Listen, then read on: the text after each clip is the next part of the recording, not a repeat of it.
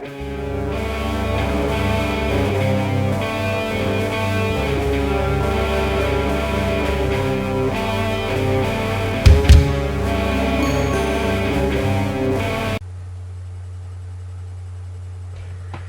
I'm Tyler Purchase, and this is another edition of Midnight Nerd.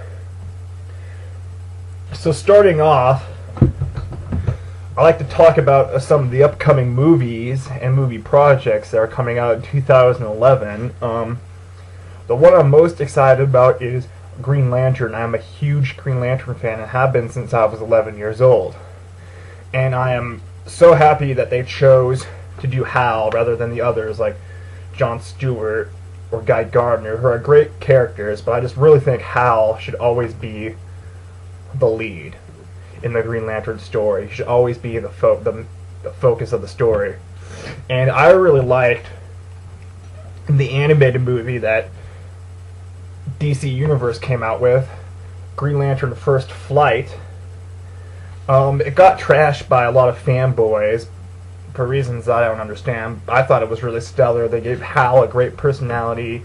They made Sinestro a total badass. They filled it with tons of great alien characters, and I liked how they used Sinestro's yellow costume from the Sinestro Corps of War. I think he should have had a yellow costume from the very beginning because he has a freaking Yellow Lantern ring.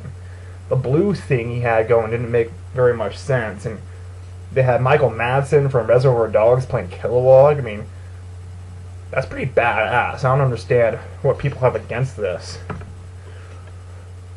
But yeah, I thought this was really good, and I hope that the live-action movie with Ryan Reynolds measures up.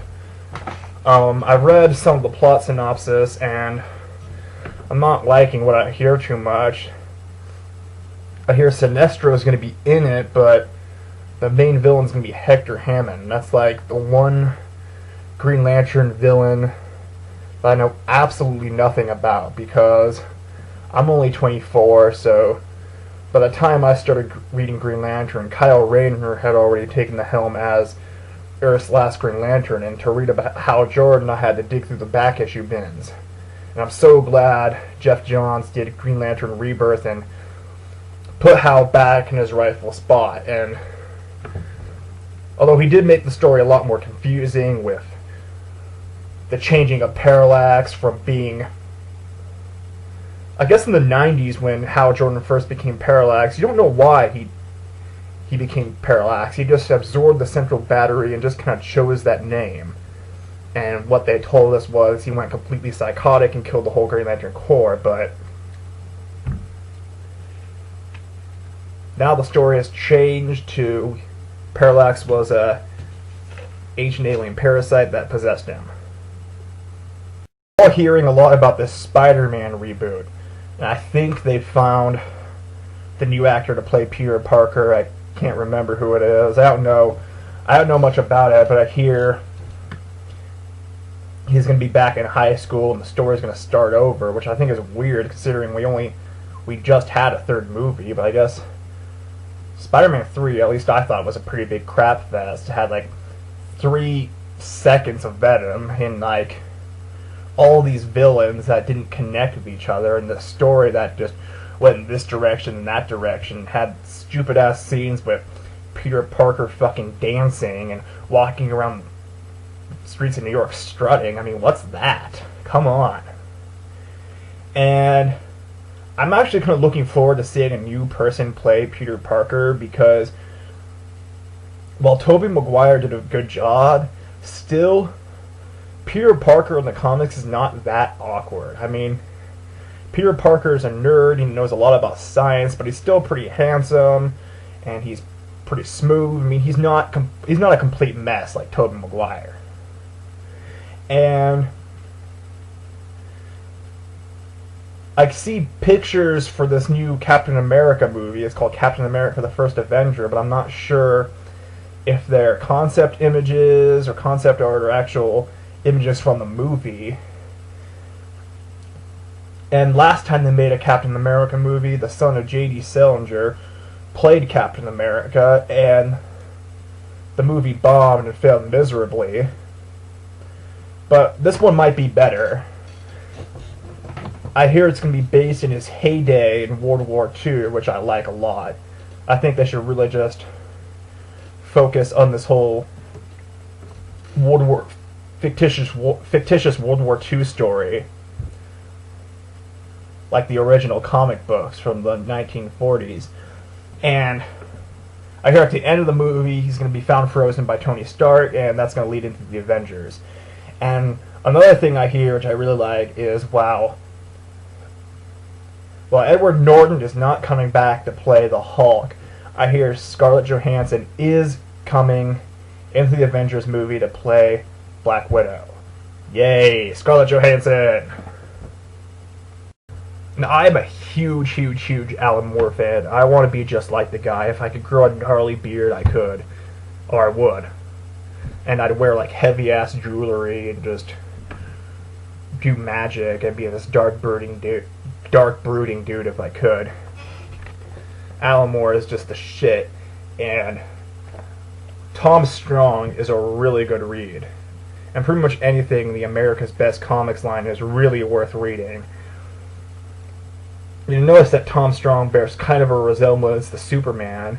I guess that's because Alan Moore's concept for this line of heroes or stories is he just pretends that all American mythos just never existed. Like, Action Comics 1 never existed, and thus all our favorite American mythology just never existed in comics. And he just goes back to that time period and just reinvents it. Starts from the very beginning, and he just comes up with these very visually appealing stories. And this is a good example of when the writing and the art just come together so beautifully. Like, it starts off with this kid, and he gets these Tom Strong comics in the mail. He becomes like, he's entered like the Tom Strong fan club. And Alan Moore has such a great imagination. You just believe everything you read. He's taking a blimp to school. I mean, this blimp is hovering above the city. It's on a bunch of cables. It's in a giant crystal metropolis, and he's just freaking riding a blimp to school. It's pretty awesome. And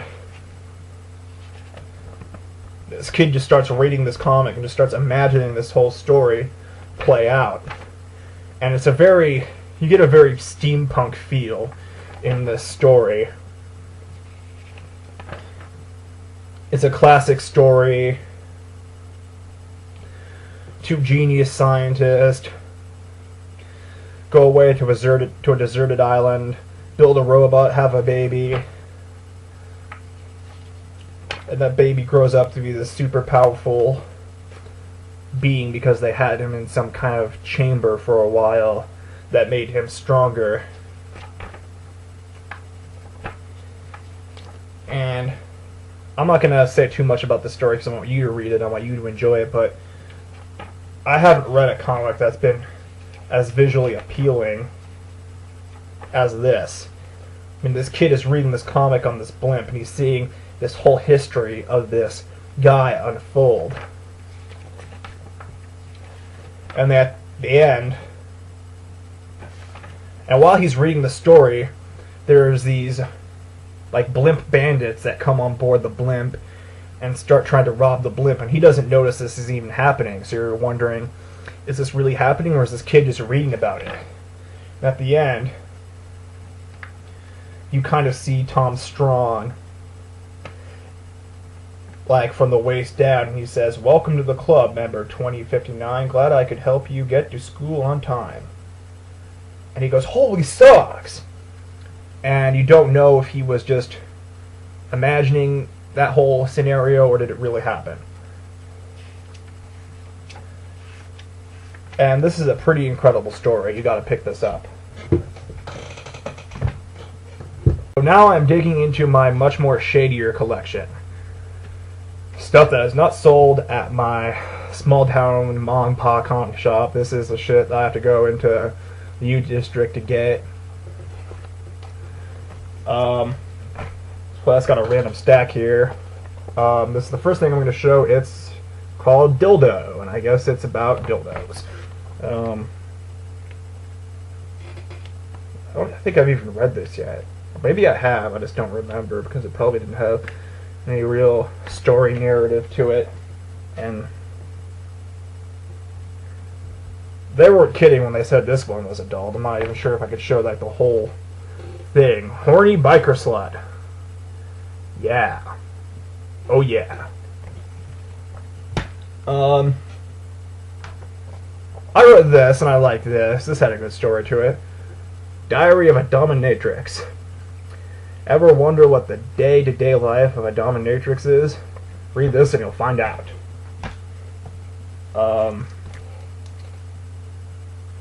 Here's just a random underground comic I purchased because I like the cover art. Let's open this up and see what's in store.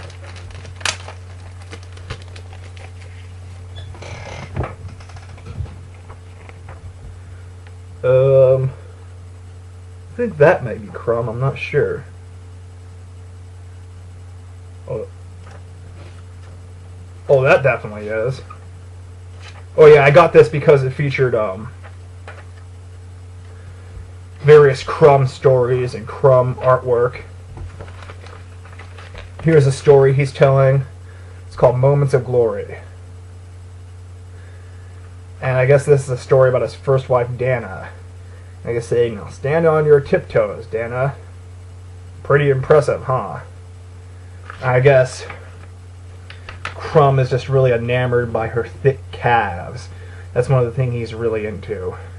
Like, he's really into thick ankles, and he often draws women with that physique.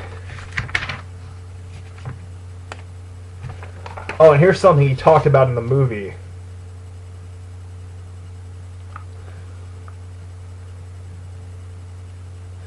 This was a girl he knew in high school that he was really enamored with, that everybody called the Shelf.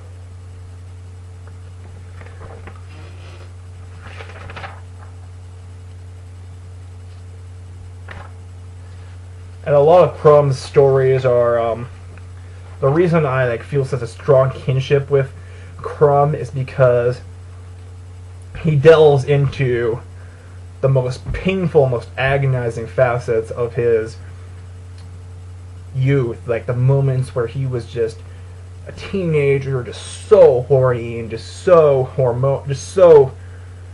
wanting sex so bad, but he was this skinny, nerdy weirdo, and there was just no way for him to get it at all. Like, he talks a lot about that. He's just so fucking funny.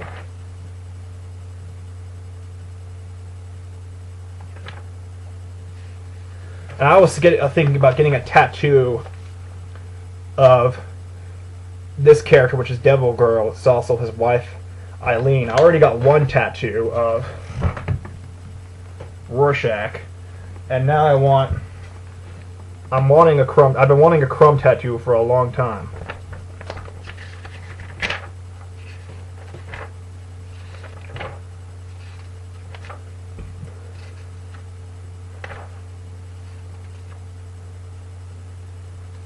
Like, these are just crazy, exaggerated stories of moments he's had with his wife. Like, look at that. Like, who could fucking come up with shit like that? Only Crumb, dude.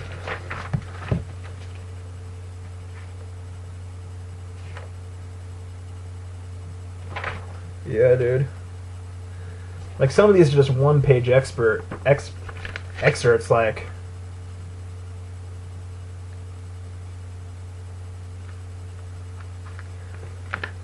Like, you could tell this is an embellishment of his sexual frustration. Like, there's this, like, tiny, squirmy little guy sitting in the corner of an alley, and he's like, I can't take another minute of this. I'm gonna lose it. I'm gonna lose my mind and kill myself.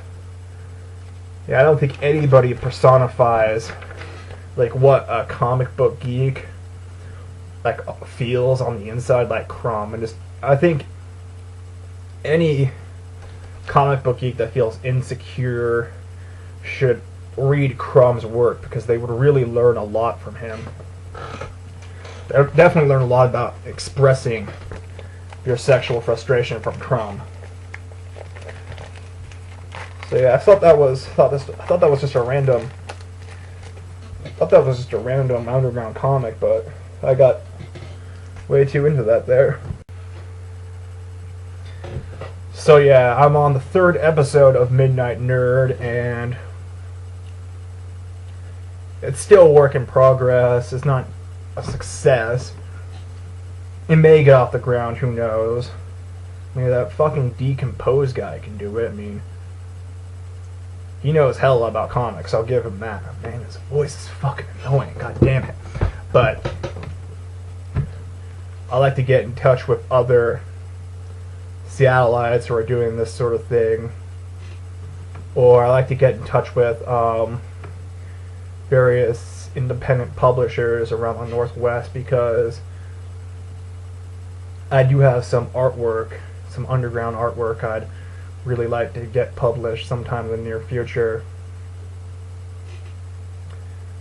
And if there's any new comic stores popping up, I'd really like to support those.